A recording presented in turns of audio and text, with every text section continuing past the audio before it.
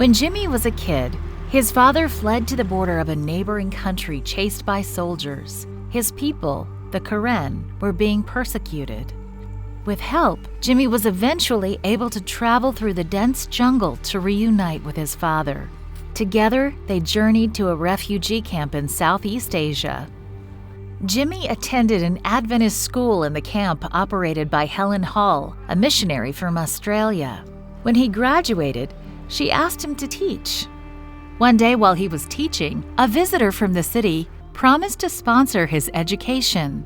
He studied theology and later coordinated the work among the Karen, planting churches and setting up feeding centers, orphanages, and schools for Karen refugee and internally displaced children. Later, when his name came up for resettlement in the United States, he was sent to North Carolina. Within 2 years, he already had 3 budding Karen church plants and was finding Adventist Karen refugee families scattered across North America.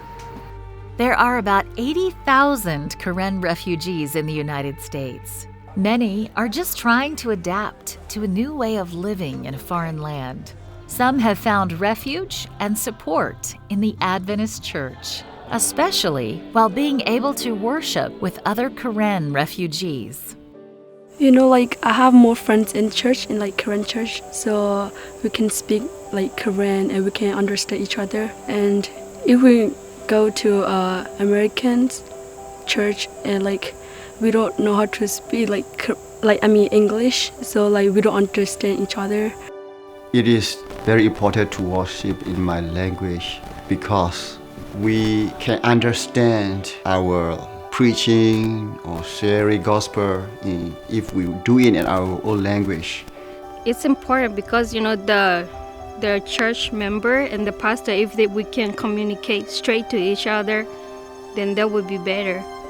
Because if they feel needed help, they don't have to go to the interpreter, and then the interpreter has to translate it to the pastor again, because some of the personal problem we don't want to tell to the other person, so we can just go straight to the pastor.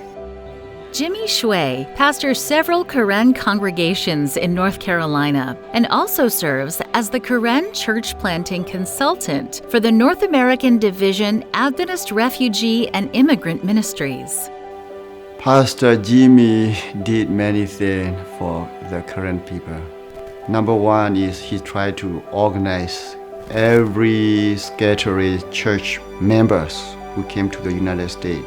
Every 3 years we have a family campaign for everywhere in the United States where we have a church. Every family is coming together to have a fellowship.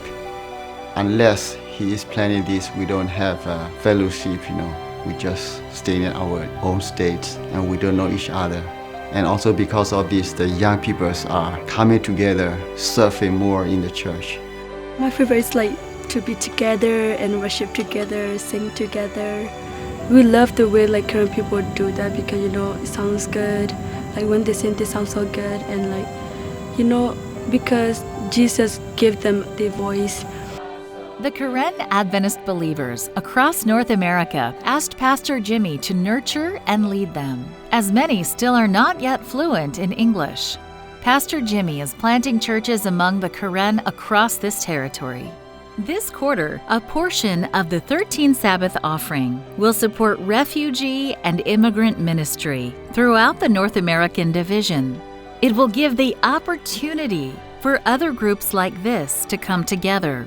It will also provide scholarships for them to get a valuable Adventist education. Please pray for groups like this. Pray that they find comfort in Jesus as they transition to life in a new land. Thank you for supporting the 13th Sabbath offering.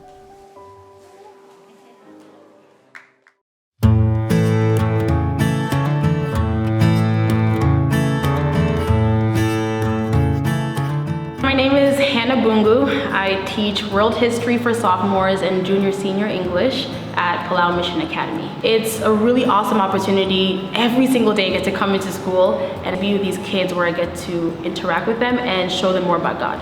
That's my biggest goal here. Every worship, every chapel, every single thing, I just bring it back to God. And so being a missionary, it might seem scary before you do it, but honestly, it's so awesome just being on the front line for God every single day. So most of us here in Palau are teachers, and the average day to day is you wake up and you try to eat breakfast, and then you go to staff worship, which is really, really important, because if we don't center ourselves every single day in God, then we cannot help our kids properly. And then after staff worship, the day starts. You go to your classes, you meet with your kids. Every single class starts with worship. So we do a worship thought and then get into the material. There are days where it's harder than others. Mondays tend to be pretty hard because kids are tired, but as the week progresses, things get a little bit easier and then they get hard again. But day to day is you come in, you teach them, and then you interact with them in the hallways, and you talk with them, and you hug them, and you high five them, and you know, check up on them, and they make you laugh, and you make them laugh, and then the day ends and you grade, and you grade pretty much the whole evening. You spend time with your housemates and with the other missionaries, and they understand what you're going through, so it's really cool because you get to share that experience with them, and then it starts all over again. It may not sound fulfilling, but it is the most fulfilling thing I've done in my life. Before coming to Palau, I did not get trained as a teacher. I was not an education major. I had no idea what I was doing coming out here. But you don't have to be an education major or a trained teacher. Yes, it does help, but God will equip you. When you answer His call, He will equip you. I was able to fulfill a whole year last year teaching 4th grade, and we're now in April of this year as I'm in high school. I don't always know how things are gonna come together, but God blesses. And so if you're scared about doing the work that God calls for you, you're not doing it on your own, because He's gonna help you and He's gonna be with you. And so that should not be a worry. Just trust Him and He's got you. You should definitely be a missionary. There are so many places that need your help. Guam Micronesia Mission is one of those places. I'm here in Palau, my favorite island with my favorite people, but wherever it is that God sends you, be a missionary.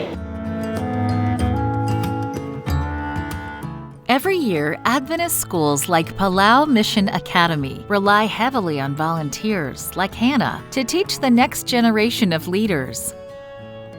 Many of the volunteers come from far away, and having a comfortable living space makes a big difference. Currently, volunteers live 20 minutes away.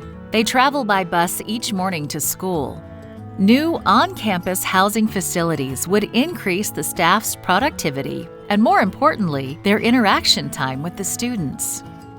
This quarter, a portion of your 13 Sabbath offering will help build staff housing at Palau Mission Academy. Please support Adventist education on this Pacific island by giving this quarter.